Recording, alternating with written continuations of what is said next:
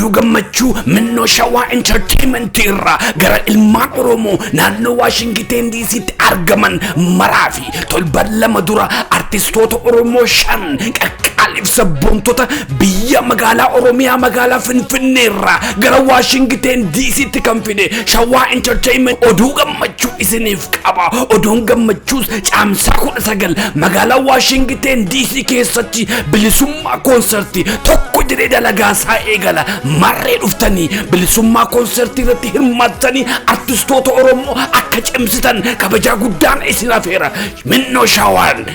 shawaan yeroo amma artistoota oromoo fiduudhaan kan beekame caamsaa 19 magaalaa Washington DC keessatti teessoon saas 2-3 University Bluebird Heights Maryland postal code sa 2783 bakkisaas koko gobana kotta galgala keessa sa'a 9 haga ganama keessa sa'a 2 artistoota oromoo warra waggaa hedduu dheebochaa turtanii wajjin bashannana isiniin jedha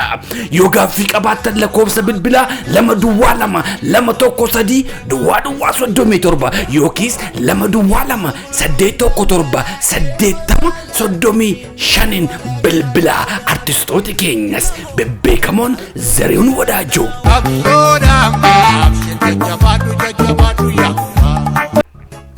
Kedir Martu Almakiya falmatabiya gota kujejebe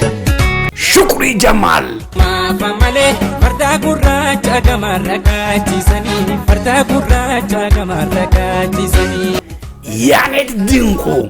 Wadajo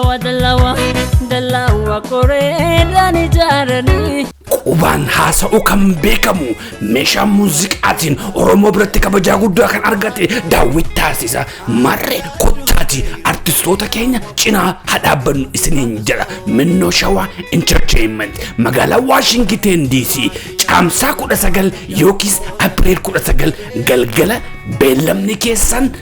koko goobanaatti walaa garuu isiniin jedha gadaa bilisumma